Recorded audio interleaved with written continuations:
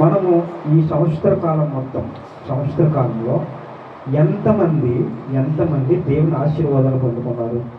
మీలో పొందుకున్నారా? దేవుని ఆశీర్వాదాలు పొందుకున్నారు. ఎంతమంది శ్రమలు పొందుకున్నారు? అందరూ పొందుకున్నారు కదా? అందరూ పొందారు శ్రమలు. అందరికీ శ్రమలు ఉన్నాయి. వీళ్ళు పొందుకున్న వాళ్ళు కొందరున్నారు. అయితే దీన్ని బట్టి ఈ సంవత్సర కాలంలో మనకు పడిన బాధ ఇవన్నీ అసలు ఇంతవరకు మనం ఎందుకు శ్రమలు అనుభవించాము ఈ సంవత్సర కాలం మొత్తం? మీకు స్టార్టింగ్లో జనవరి 1వ తారీఖున కానీ డిసెంబర్ 31వ తారీఖున కానీ మనందరం కూడా ప్రామిస్ కొట్టి తీసుకుంటాము. ఆ వాగ్దానాల ప్రకారము ఎంతమంది ప్రార్థించారు? ఎవరైనా ప్రార్థించారు? ప్రతిరోజు మీకు వచ్చిన వాగ్దానం కొరకు మీరు ప్రార్థిస్తున్నారా? నిజంగా ఆ వాగ్దానం కొరకు మీరు ప్రార్థించేవారైతే, ప్రతి దినం ఆ వాగ్దానం కొరకు మీరు ప్రార్థిస్తే దేవుడు ఖచ్చితంగా మీ జీవితంలో మేలు చేస్తారు. చాలామంది వాగ్దానం తీసుకోవడం తప్పు అని కొందరు మాట్లాడుతున్నారు. వాగ్దానం తీసుకుంటే దేవుడు కూడా అంత అది నిజంగా దేవుడు మాట్లాడినట్టు ఏదో తీసుకొచ్చేస్తారు అని చెప్పేసి అంటూ ఉంటారు. కానీ ఆ వాగ్దానం ప్రకారం మనం ప్రార్థన చేస్తే ఏం జరుగుతుంది? అసలు ఆ వాగ్దానం ప్రకారం మనం ప్రార్థన చేయలేదు కనుక ఈ సంవత్సర కాలం మొత్తం మీరు శ్రమ అనుభవించని నేను అనుకుంటున్నాను. ఎందుకంటే దేవుడు మాట ఇచ్చిన దేవుడు ఒక్క మాట, దేవుడు ఏదైనా మనతో ఒక్క మాట మాట్లాడితే ఖచ్చితంగా నెరవేరుతారు, ఆలస్యమైన కూడా. ఈ యొక్క దినం మనము చెప్పబడుతున్న లేఖన భాగం దేవుడి గురించి అంటే శ్రమ. ప్రతి ఒక్కరికి వచ్చేది ఏంటంటే శ్రమ. ఈ శ్రమను బట్టి మనము చాలా కృంగిపోతుంటాం. ప్రతిదినం మనకు తెలియకుండానే మన పక్కనే, మన బంధువుల్లోనే, మన రక్త సంబంధంలోనే మనల్ని వెన్నుపోటు వచ్చేవారు ఉంటారు. ప్రతి కుటుంబంలో ఏదో రీతిగా ఏదో ఒకరు, ప్రతి కుటుంబంలో, మీ కుటుంబంలో 20 మంది నుండి 10 మంది నుండి ఎంతమంది ఉన్నా కనీసం అందరూ ఒక్కరైనా సరే వెన్నుపోటు పొడిచేవారు ఉంటారు. మా జీవితంలో ఉన్నారు, మీ జీవితంలో ఉన్నారు, ప్రతి ఒక్కరి జీవితంలో ఉంటారు. ఎందుకు అంటే ఈ లోకంలో ఉన్నది ఎవరంటే సాతానుడు తన యొక్క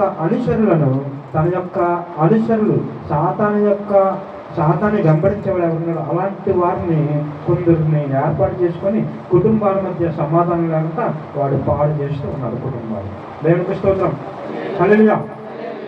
ఎందుకు వాడికి అంతా చేస్తున్నాడంటే తండ్రి అయిన దేవుడు, అపవాది అయిన సాతాను, కెరూబుల సమూహము పరలోక రాజ్యంలో భూమిని దేవుడు ప్రారంభించక ముందే, దేవుడు భూమిని సృష్టించక ముందే, అనాది కాలంలోనే దేవుడు పరలోక రాజ్యంలో ఉన్న దూతల సమూహంలో ఉన్న 3 గుంపులు ఎవరు? కెరూబులు, దేవదూతలు, దేవుని యొక్క దూతలు. వీళ్ళంతా 3 సమూహములుగా ఉండి ఈ 3 సమూహంలో ఉన్న ప్రధాన దూత అయిన కెరూబుల సమూహము దేవుడు వాడు తనలో తాను అనుకున్నాడు. యెషయా గ్రంథం ఉంటుంది, తనలో తాను ఏమనుకుంటాడంటే నేను కూడా ఆయన్ని ఆరాధిస్తున్నాను, నేను ఈ సమూహానికి, దూత సమూహానికి నేను ఒక ప్రధానమైన దూతను, వాళ్ళు నన్ను బట్టే కల్లా నేను ఒక అధికారిగా ఉండగా నన్ను బట్టి వారందరూ దేవుడు స్తుతిస్తున్నాడు, నేను కూడా ఒక దేవుడిని అని చెప్పి తనలో తాను గర్వపడినందున, ఎవరు? కెరూబు సమూహం. కెరూబు ప్రధాన దూత అయిన కెరూబు ఏం చేశాడంటే తనలో తాను గర్వపడి నేను కూడా దేవుణ్ణి అని చెప్పేసి వాడు గర్వపడగా దేవుడు వాడిని ఏం చేశాడు? భూమి మీదకి పరిస్థితాడు. భూమి మీదకి వాడినే కాదు, వాడి సంబంధించిన మనుషులందరూ భూమి మీద పరిస్థితాడు. అప్పుడు జరిగింది, ఎప్పుడైతే దేవుడికి సంబంధం లేకుండా వాడు భూమి మీద పడిపోయాడో అప్పటి నుంచి ఇప్పటి వరకు యేసుక్రీస్తు ప్రభువు 2వ రాకడలో వచ్చి వాడిని బంధించే వరకు కూడా వాడు ఈ లోకంలో అటు ఇటు తిరుగుతూనే ఉంటాడు. యోబు గ్రంథంలో మనం చూసినట్లయితే యోబు గ్రంథంలో ఏం మాట్లాడారంటే ఎక్కడి నుంచి వచ్చాడు అంటే ఏమంటాడు?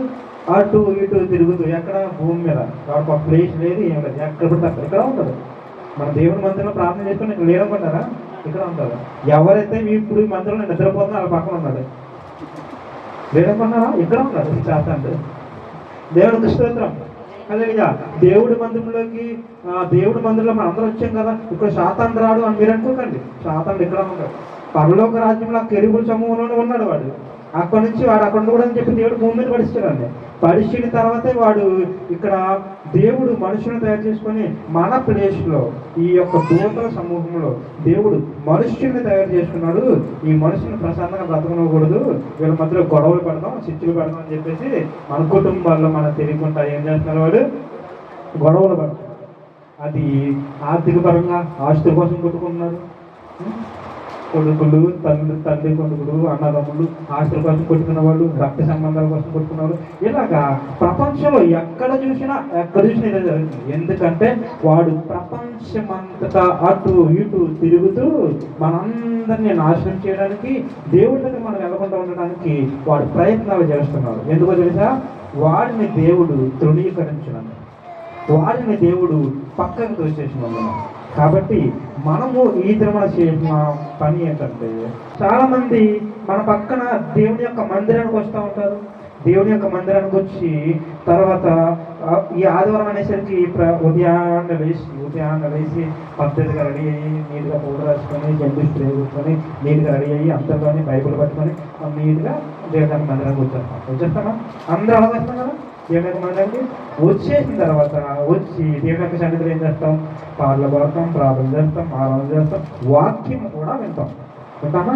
వినేసి మళ్ళీ సాయంత్రం అయ్యేసరికి ఏమవుతుందంటే, ఈ చిన్న ఇంటి పక్కన ఏదైనా చిన్న గొడవ అయిందంటే అందులో పార్టిసిపేట్ చేస్తాం. అప్పుడు నీకు సమాధానం ఏది? దేవుడు నీలో పెట్టిన వాక్యం ఏది? ఆ వాక్యం ఏమైపోయింది? ఇప్పుడు ఫర్ ఎగ్జాంపుల్, మీరు ఒక వ్యక్తిని ఎవరైనా మీకు ఏదన్నా ఒక కత్తితో చిన్న గాయం తగిలింది అనుకోండి చేతిలో, ఆ గాయం పైన తగ్గుతుంది, మీరు లోపల తగ్గుతుందా? నొప్పి తెలుస్తుంది కదా మీకు? నొప్పి తెలుస్తుందా? అలాంటి నొప్పి నీకు హృదయంలో ఉండాలి. ఆ నొప్పి వాక్యం ద్వారా నీ హృదయంలో ఉండాలి. ఆ నొప్పి నీ హృదయంలో ఉంటే ఎలాంటి బాధన సరే నువ్వు తట్టుకోగలవు. దాన్ని బట్టి నువ్వు దేవుణ్ణి అడగడానికి అవకాశం ఉంటుంది. ఒకవేళ ఆ దెబ్బ పైన తగిలింది అనుకోండి, పైన తగడం ఏమైంది? దేవుని పెద్దగా దేవుని పట్టించుకోండి. అవును కదా? చాలా మంది చేసేది ఏంటంటే, ఈ రోజుల్లో దేవుని యొక్క మందిరానికి వస్తారు, ఆరాధన చేస్తుంటారు, కానీ ఇక్కడికి వచ్చినప్పుడు దేవునికి ఇష్టపూర్వకంగా మాత్రం బ్రతుకుడు. ఎందుకు అంటే వాళ్ళు పడుతున్న బాధ, నేను చాలా ఇబ్బంది పడుతున్నాను, కుటుంబంలో చాలా మంది నన్ను చాలా మాటలు అంటున్నారు, చాలా మంది నన్ను దూషిస్తున్నారు, మరి ముఖ్యంగా అవమానపరిచే వాళ్ళు ఎక్కువ ఉన్నారు. మనకు అవునంటారు కదంటారు, అవమానపరిచే వాళ్ళు ఎక్కువ ఉన్నారు. వీళ్ళు దేవుని మందిరానికి వెళ్తున్నారు, దేవుడు మందిరంగా ఉన్నాడు, నాకు ఎక్కడ కూడా కనిపించాడు, ఆ పాత దగ్గర కనిపించాడు, సినిమా హాల్లో కనిపించాడు అని చెప్పేసి అంటే, అప్పుడు ఎవరిని అవమానపరుస్తున్నట్టు? మిమ్మల్ని అవమానపరుస్తున్నారు. మీతో పాటు మీకన్నా ముందు దేవుని అవమానపరుస్తున్నారు. అవునా కదా? దేవుని అవమానపరుస్తున్నారు. ఎలాంటి శ్రమలు గుండా, ఎలాంటి బాధల్లో మనము ఈ సంవత్సరం మొత్తం గడిపేశామా? మరి ఇంకా మనం ఈ సంవత్సరం ముగించడానికి ఇంకా 31 రోజులు ఉంది. ఈ 31 రోజులు మనం చేయాల్సిన పని ఏంటంటే, దేవుడు ఇచ్చిన తలంపు ప్రకారం చెప్తున్నా, ఈ 31 రోజులు మనం చేయాల్సిన పని ఏంటంటే, ప్రతి దినము మీకున్న శ్రమ, ఈ సంవత్సర కాలంలో మీరు పడిన బాధ ఏదైతే ఉందో ప్రతి బాధను తలుచుకోండి. మీకున్న బాధనందరినీ ఒకసారి జ్ఞాపకం తెచ్చుకోండి. అదంతటిని తలుచుకొని ఈ 30 రోజులు, ఈ 31 రోజులు మీరు చేయాలంటే ప్రార్థించండి. ప్రభువా, ఈ సంవత్సర కాలం మొత్తం నేను ఎంతో ఇబ్బంది పడ్డాను, నా జీవితంలో నువ్వు ఏదో చేస్తానని చెప్పావు, కానీ నా జీవితంలో అది జరగలేదు. ఎందుకు జరగలేదు తెలుసా? అది నీవు చేసిన పాపను బట్టే. నీవు దేవునికి చూపించలేని విధేయత చూపించకపోవడం వల్ల నీవు అవిధేయత కలిగి జీవిస్తున్నావు, దేవుని మాట వినట్లేదు. అందును బట్టి నిన్ను ఇంకా ఏం చేస్తుంది? శ్రమ వెంబడిస్తూ నీవు ఇంకా బాధలో పడిపోతున్నావు. ఎలాంటి బాధ నుంచి దేవుడు ఒక మాట తెలియజేస్తున్నాడు మనకి. ఎబ్రియులకు రాసిన పత్రిక 2వ అధ్యాయం 18వ వచనం. ఇందులో తాను శోధింపబడి శ్రమ పొందిన గనుక శోధింపబడి వారికి సహాయం చేయగలగాడే ఉన్నాడు. దేవునికి స్తోత్రం. హల్లెలూయా. ఇక్కడ మనం ఈ మాటను బాగా గమనించినట్లయితే, తాను శోధింపబడి, ఎవరు శోధింపబడ్డారు? తాను శోధింపబడి శ్రమ పొందిన కనుక శోధింపబడి వారికి సహాయం చేయగలవాడే ఉన్నాడు. అంటే ఎవరు శోధింపబడ్డారు ఇక్కడ? దేవుడు. ఎవరండి? యేసు ప్రభు ఈ లోకంలోనికి మనుష్య రీతికి వచ్చినప్పుడు ఒక దేవుడు కదా. మీరు బాగా గమనించండి, అన్ని జనులు అనేవారు కొన్ని దేవుళ్ళు కొన్ని దేవతల్ని పూజలు చేసుకొని వాళ్ళు ప్రార్థన చేస్తుంటారు. అక్కడ దేవుళ్ళు అనే వాళ్ళు ఎలా ఉంటారు తెలుసా? చాలా హుందాగా పెద్ద పెద్ద డెకరేషన్ పెట్టి ఇలా కిరీటాలు పెద్ద పెద్ద డెకరేషన్ ఎలా ఉంటాయి మొత్తం రాన్ని పిలిచి ఉన్నప్పుడు వాళ్ళు హుందాగా కనిపిస్తారు వాళ్ళ దేవుళ్ళు అనేవాళ్ళు. కానీ ఇక్కడ మన దేవుడు యేసు ప్రభువు, రక్షకుడైన దేవుడు, మన యేసుక్రీస్తు ప్రభువు మాత్రం ఎలా ఉన్నాడో తెలుసా? లోకంలోకి వచ్చి 30 సంవత్సరాలు తల్లితో కలిసి తన తండ్రికి సహాయం చేసుకుంటూ పని చేసుకుంటూ వచ్చు. 30వ సంవత్సరం నుంచి ఆయన చేసిన పని ఏంటంటే పరిచర్య. 3.5 సంవత్సరాలు దేవుడు భూమి మీద ఏం చేశాడు? పరిచర్య చేశాడు.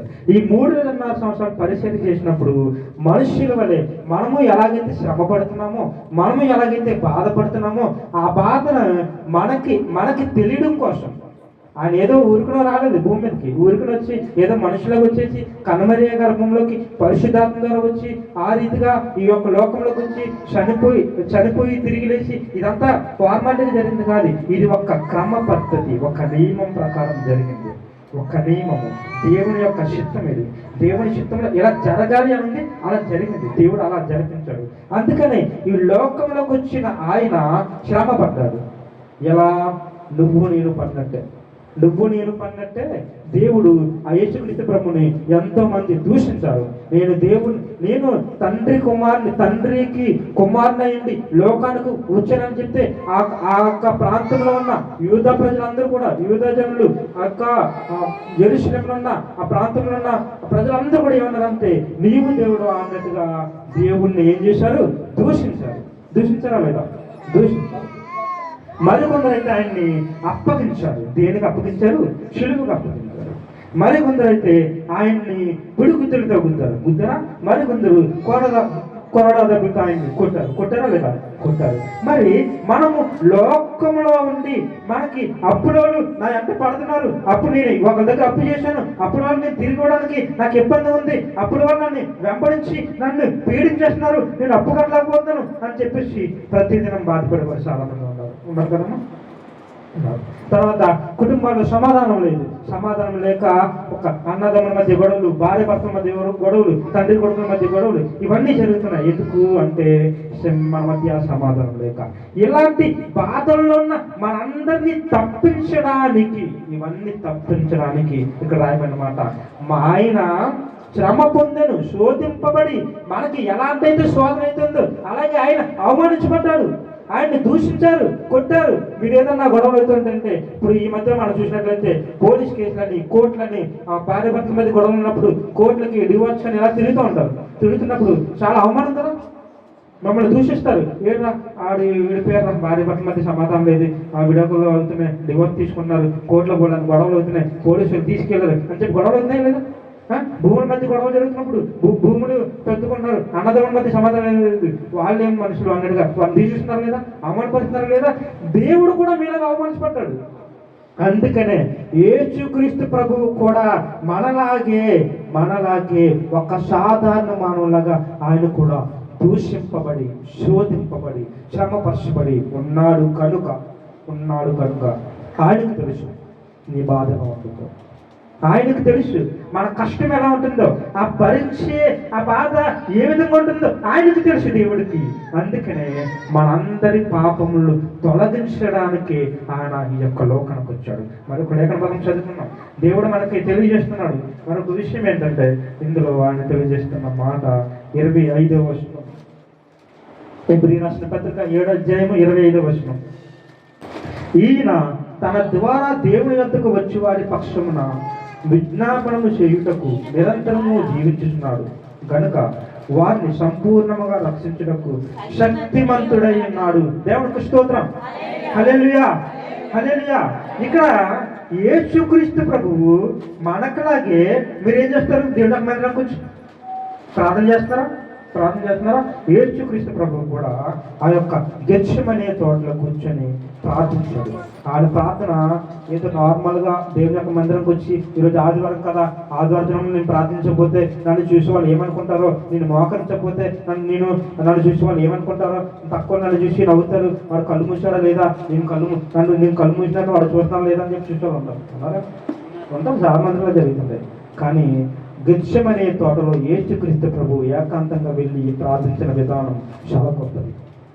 ఆయనలో మనం ప్రార్థన చేయగలిగినట్లయితే, యేసుక్రీస్తు ప్రభువులా మనం ప్రార్థించగలిగినట్లయితే ఎంత శ్రమ వచ్చినా ఎంత కష్టం వచ్చినా దాన్ని జయించగలిగే శక్తి మనకు ఉంటుంది. అందుకనే దేవుడు ఆయన ప్రార్థించినప్పుడు కన్నీటితో ప్రార్థించేవాడు. తండ్రి తండ్రి అనే మొరపెట్టేవాడు.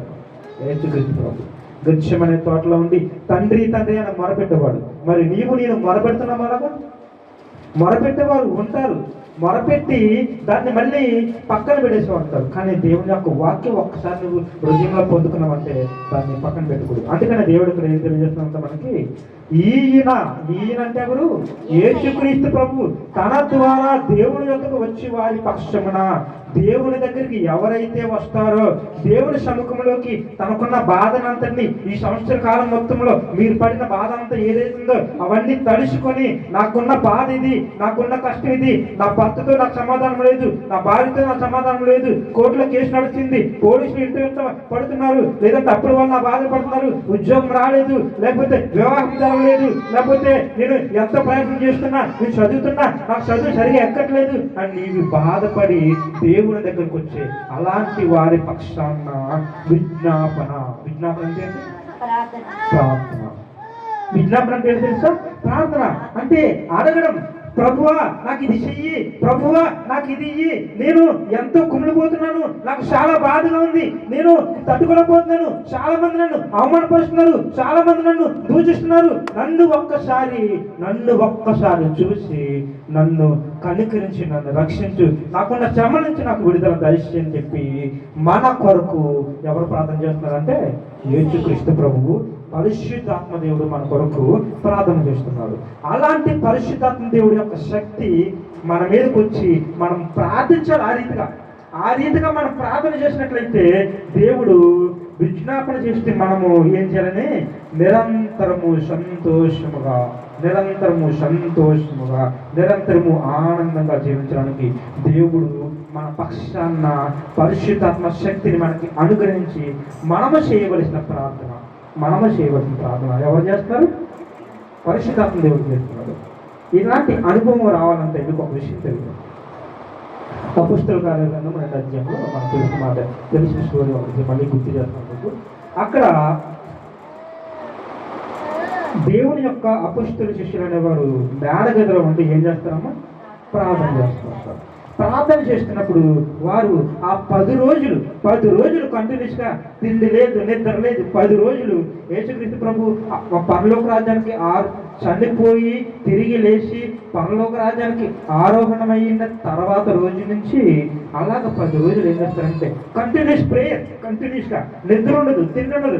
ఆ 10 రోజులు కంటిన్యూగా ప్రార్థన చేస్తున్నారు. ఎందుకో తెలుసా? పరిశుద్ధాత్మని నేను మీ వెళ్ళిన తర్వాత నేను మీ యొద్దకి ఆదరణకర్తను పంపిస్తానని దేవుడు తెలియజేస్తారు. ఆదరణకర్త అంటే ఎవరు? పరిశుద్ధాత్మ దేవుడు. ఈ పరిశుద్ధాత్మ దేవుడిని నేను మీ దగ్గరగా పంపిస్తానని చెప్పి యేసుక్రీస్తు ప్రభు పరలోక రాజ్యంలోకి ఆరంభం అయిపోయిన తర్వాత ఆ 10 రోజులు ఏం చేస్తారంటే ప్రార్థన చేస్తుంటారు. కంటిన్యూస్గా ప్రేయర్గా, తిండి లేదు, దాహం లేదు, నిద్ర లేదు, ఏముండదు. ఈ 10 రోజులు కంటిన్యూగా ప్రార్థన చేయగా కరెక్ట్గా పెంతెకోస్తు దినం అంటే 50వ రోజున ఏమవుతుంది? దేవుడి యొక్క పరిశుద్ధాత్మ శక్తి వాళ్ళ మీదకి ఒక్కసారిగా భూకంపం వస్తే భూమి అయిపోతుంది, ఒక్కసారిగా బదలైపోతుంది. సునామీ వస్తే ఏమైపోతుంది? మొత్తం ఒకసారి కొట్టిపోతుంది. తుఫాన్ వస్తే గాలితో చెట్లు చల్లసేపు ఏమైపోతాయి? గాలి గట్టి ఊగిపోతాయి కదా. అలాగా భయంకరమైన శక్తితో మన రీసెంట్గా ఒక దగ్గర పేరు గుర్తు రావట్లేదు, అగ్నిపర్వతం కూలిపోయి ఒక్కసారిగా ఆ ప్రాంతంలో ఉన్న వేడి అగ్నిపర్వతం పేలిపోయింది. అగ్నిపర్వతం పేలిపోయి ఆ వేడి పరిస్థితుల్లో చాలా మంది ఆ ప్రాంతంలో చనిపోయారు. ఆ ప్రాంతంలో ఉన్న చుట్టుపక్కల ప్రాంతాలన్నీ ఖాళీ చేయించారు గవర్నమెంట్. మన దేశంలో కాదు, వేరే దేశంలో జరిగింది. ఇలాగా ఒక భయంకరమైన శక్తి ఏ విధంగా అయితే తుఫాన్లు వచ్చి మనం భయపడిపోతుంటామో, సునామీలు వచ్చినప్పుడు మనం భయపడిపోతుంటామో, అలాంటి పరిస్థితి పరిశుద్ధాత్మ దేవుడు ఈ భూమి మీదకి వచ్చినప్పుడు అంత భయంకరమైన శక్తి ఒక్కసారిగా వాళ్ళ మీదకి పరిశుద్ధాత్మను వాళ్ళు పొందుకోగా వాళ్ళు ఏం చేశారు? భాషలతో మాట్లాడారు. దేవునికి స్తోత్రం, హల్లెలూయా. ఈ విషయం నేను ఎంత చెప్తున్నానంటే మనము ప్రార్థన చేస్తే మీరు ఇంతవరకు ఈ దినం వరకు ఈ సంవత్సరం మొత్తం ఎన్నో శ్రమలు పడి ఎన్నో ఇబ్బందులు పడి మీరు జీవిస్తుండగా ఇంకా మీకు ఈ సంవత్సరం ముగించడానికి 31 రోజులు ఉంది. ఈ 31 రోజులు కూడా మీరు చేసిన పని ఏంటంటే ప్రార్థన. దేవునికి స్తోత్రం. హల్లెలూయా. 10 రోజులు ఏ విధంగా అయితే అపుస్తలులు ఆ శిష్యులు ఏ విధంగా అయితే పరిశుద్ధాత్మ దేవుడి కొరకు ఎదురు చూస్తూ ఆ శక్తిని పొందుకున్నారో అలాంటి శక్తి ఈ సంవత్సరం ముగించేసరికి డిసెంబర్ 31వ తారీఖు కల్లా మీ అందరిలోకి దేవుని యొక్క ఆత్మ పరిశుద్ధాత్మ శక్తి మీ అందరికి వచ్చేలాగా మీరు అందరూ ప్రార్థన చేయండి. రోమా 8వ అధ్యాయము 34వ వచనం. శిక్ష విధించే వాడెవడు? చనిపోయిన క్రీస్తు యేసే. అంతేకాదు మృతుల్లో నుండి లేచిన వాడును దేవుని కుడిపార్శ్వమున ఉన్నవాడును మన కొరకు విజ్ఞాపనము కూడా చేయవాడును ఆయనే. దేవునికి స్తోత్రం. హల్లెలూయా. ఈ క్రీస్తే, చనిపోయిన యేసుక్రీస్తే, తండ్రి దగ్గర నుంచి వచ్చిన యేసుక్రీస్తే, మనందరి కొరకు మరణించిన యేసుక్రీస్తే, మనందరిని కొరకు పరలోక రాజ్యంలో నివాస స్థానం నుంచిన యేసుక్రీస్తే దేవుని యొక్క కుడి పార్శ్వాన కూర్చొని దేవుడి యొక్క కుడి పార్శ్వాన కూర్చొని ఉన్నాం. ఆయన ఈ యొక్క లోకానికి వచ్చి మనందరి కొరకు ప్రార్థన చేయడానికి ఆసక్తిగా ఉన్నాడు. నీ ప్రార్థన నా ప్రార్థన ఎవరు చేస్తున్నాడు? తండ్రి అని దేవుడు. ఇప్పుడు చేస్తున్నాడా? సరే బ్రదర్, మీరు ఇప్పుడు దేవుడు నా కోసం ప్రార్థన చేస్తున్నా అంటున్నారు. సరే అయితే నేను ప్రార్థన చేయాల్సిన లేదా? నేను ప్రార్థన చేయాల్సిన లేదా? చేయాల్సిన అవసరం లేదు. అంటే మీరు ఇప్పుడు ప్రార్థన చేయాలి. ఎందుకో తెలుసా? మీరు ఇంకా ఆ శక్తిని పొందుకోలేదు. ఆ పరిశుద్ధాత్మ వరం మీలోకి రాలేదు. అది మీలోకి వచ్చేంత వరకు మీరు ప్రార్థన చేయండి. ప్రార్థన చేయండి, ఆయన కొరకు కనిపెట్టండి. అప్పటి నుంచి ఆటోమేటిక్గా నువ్వు ప్రార్థన చేయడం కాదు, నీకు తెలియకుండానే ఆత్మల ద్వారా నీకు నీవే మోకరించి నీకు నీవే దేవుని సన్నిధిలో సాగిలపడి నీకు నీవే ప్రార్థించే ఆ దినము వస్తుంది. ఎప్పుడంటే నీవు పరిశుద్ధాత్మ శక్తిని పొందుకున్నప్పుడు. ఈ 30 దినాలు కూడా దేవుని యొక్క సన్నిధిలో కనిపెట్టండి, ఆయన రాజ్యం కొరకు కనిపెట్టండి. ఆయన మాటను నిర్లక్ష్యం చేయకుండా ఎట్టి పత్రికలు కూడా మొదటి తిమోతి పత్రిక 2వ అధ్యాయము 5వ వచనం. దేవుడు ఒక్కడే, దేవునికి నరులకును మధ్యవర్తి ఒక్కడే, ఆయన క్రీస్తు యేసును నరుడు. దేవుని స్తోత్రం. ఈ యొక్క క్రీస్తు యేసు అనే నరుడు చాలా మంది చాలా పార్పండుగా తీసుకుంటారు. ఆయన ఒక లోకానికి వచ్చిన సాధారణమైన మానవుడే కదా. సాధారణమైన ఇప్పుడు చాలా మంది ఆయన్ని ఒక ప్రవక్తలాగా చూసే వాళ్ళు ఉన్నారు. కాబట్టి అలాంటి వారందరికీ దేవుడు తెలియజేసే మాట ఏంటంటే ఆయన క్రీస్తు యేసు అని నరుడు అన్నప్పుడుంది. తర్వాత దేవుడు ఒక్కడే అనుంది, ఆయన పరిశుద్ధుడు. అలాంటి దేవుడు ఈ యొక్క లోకానికి మన కొరకు వచ్చి ఉన్నాడు. ఆయన మన అందరి కొరకు కూడా ఏం చేస్తున్నాడు? ప్రార్థన చేస్తున్నాడు. అందుకనే నేను మీకు తెలియజేస్తున్న మాట ఏంటంటే, మనము ఈ లోకంలో ఉండి ఈ సంవత్సర కాలం మొత్తంలో నేను ఎందుకు శ్రమ పడుతున్నాను, నాకు ఎందుకు దేవుడు నా బాధ ఇంకా చూడలేదని మీరు ఆలోచించినట్లయితే దీనికి కారణం ఏంటంటే మీరు చేసిన పాపం. ఆ పాపం ఏంటో చెప్పమంటారా?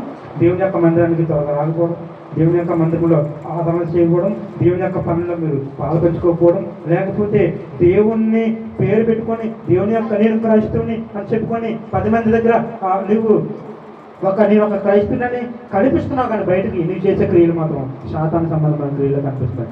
దీన్ని బట్టి నువ్వేం చేస్తున్నావు? ఇంకా నీ పాపిగానే ఉన్నావు, పాపిలాగే నడుస్తున్నావు. నువ్వు దేవుని యొక్క మందిరానికి వస్తున్నావు, బైబిల్ పట్టుకుంటున్నావు, దేవుని మందిలో పాల్గొడుతున్నావు, ఇవన్నీ జరుగుతున్నాయి. అయినా కూడా నీ పట్ల ఎంతో దేవుడు ఎదురు చూస్తున్నప్పుడు కూడా నువ్వు చేసిన పని ఏంటంటే పాపం. ఏంటో తెలుసా? 10 మందిని ఎవరో వాళ్ళకేదో అయింది, ఒక గొడవ అయింది, లేకపోతే భార్యాభర్తల మధ్య సమాధానం లేదు, డివోర్స్ తీసుకున్నారు, చేసుకున్నంత గొడవలు వచ్చినాయి. అలాంటి వాళ్ళ దగ్గర నీ వెళ్ళకుండా నీ పనులు చూసుకుంటూ వాళ్ళని ఆదరించట్లేదు. ఆదరించేవారు లేక వారికి ఉన్న బాధల్ని చెప్పుకోలేక వాళ్ళు ఎంతో కుమిడిపోతున్నారు వాళ్ళ బాధల్లో పడి.